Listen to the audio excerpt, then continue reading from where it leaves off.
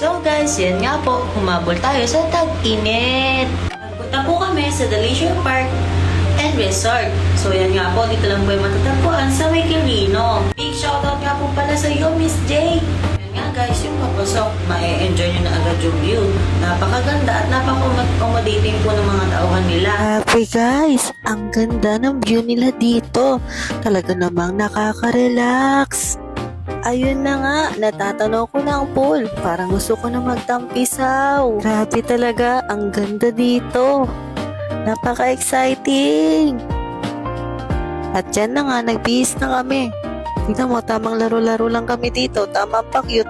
At yan na nga, nagsimula na ako maligo. Nakapag-sunscreen na nga pala ako niyan guys.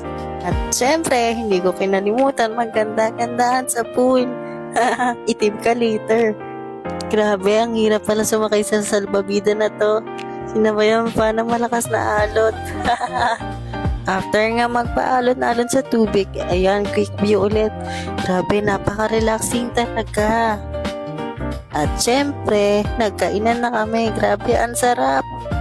At tamang viewing na dito sa taas.